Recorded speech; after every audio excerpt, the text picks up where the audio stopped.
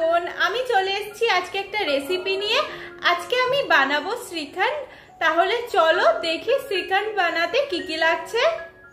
শ্রীখণ্ড বানাতে আমি এখানে নিয়েছি 1 কেজি টক দই, 1 কাপ চিনি গুঁড়ো করে নিয়েছি, 4টে ছোট এলাচকেও গুঁড়ো করে নিয়েছি, আমন্ড বাদাম আর কাজু বাদাম। প্রথমে দইয়ের জল ভালো করে ঝরিয়ে নিতে হবে। একটা থালার উপর আমি রুমাল দিয়ে তার উপর দইটা দিয়ে দিচ্ছি।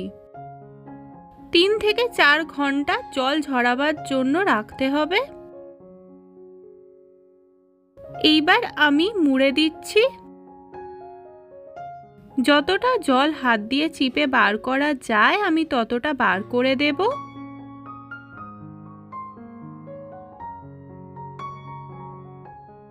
আমি এখানে একটা ছিদ্রযুক্ত থালার উপরে এটা রাখছি।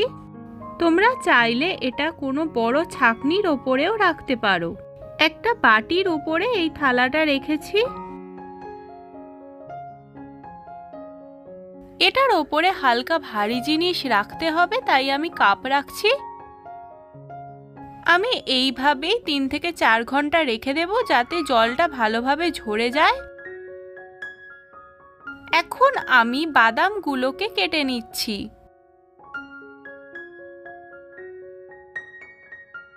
আমি এখানে আমন্ড আর কাজু বাদাম ব্যবহার করছি, তোমরা চাইলে পেস্তা বাদামও দিতে পারো। ইচ্ছা হলে কিছু বাদাম গোটাও রাখতে পারো। সব বাদাম আমি কেটে নিয়েছি। দইটা এদিকে 3 ঘন্টা হয়ে গেছে। এই দেখো কতটা জল বেরিয়েছে। এবার আমি রুমালটা খুলছি।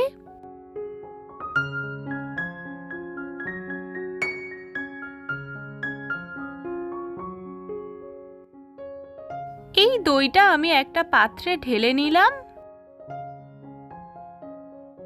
এবার এটাকে ভালো করে ফেটিয়ে নিতে হবে। আমি এখানে হ্যান্ড ব্লেন্ডার দিয়ে ফেটিয়ে নিচ্ছি। তোমরা চাইলে মেশিন ব্লেন্ডারও ব্যবহার করতে পারো। দইটায় যতক্ষণ না ক্রিমি ভাব আসছে ততক্ষণ ফেটাতে হবে।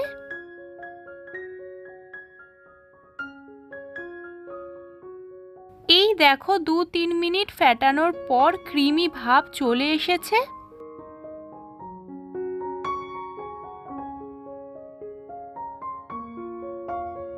এবার আমি দিয়ে দিচ্ছি চিনি। গোটা চিনি দিলে কিন্তু ভালোভাবে মিশতে নাও পারে, তাই জন্যই চিনিটা গুঁড়ো করে দেয়া। আমি একটু একটু করে চিনি দিচ্ছি আর ভালো করে মিশিয়ে দিচ্ছি। চিনিটা তোমরা এখানে তোমাদের স্বাদ মতো দেবে। যে যেমন মিষ্টি খাও সেই হিসাবে কম বেশি করে নেবে।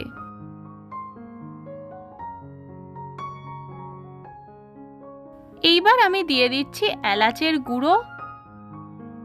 এইবার এটাকে আমি আরো 5 মিনিট মতো ভালো করে ফেটিয়ে নেব।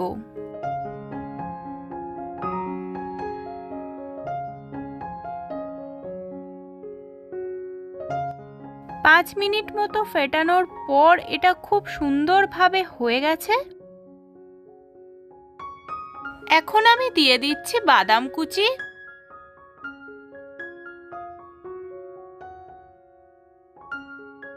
বাদাম কুচি দিয়ে আমি আরো ভালোভাবে মিশিয়ে নেব। তোমরা চাইলে এর মধ্যে কেশর দিতে পারো।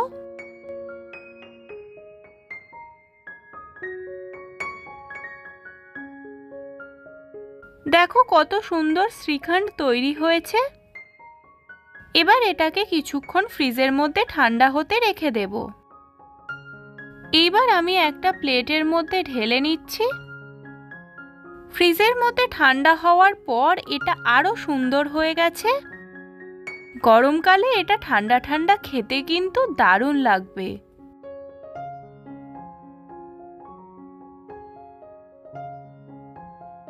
উপর থেকে আমি আরেকটু বাদাম কুচি ছড়িয়ে দিচ্ছি।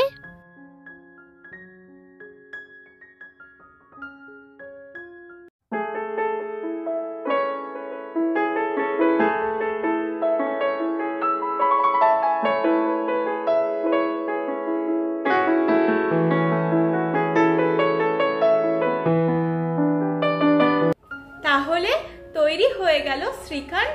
তোমরাও এইভাবে বাড়িতে বানাও আর আমাকে জানাও কেমন হয়েছে।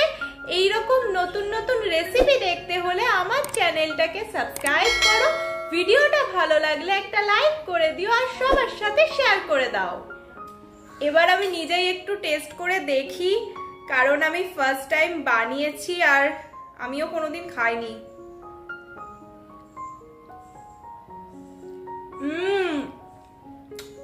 পুরো ক্রিমি লাগছে দইটা, আর এলাচের ফ্লেভারটা দারুণ,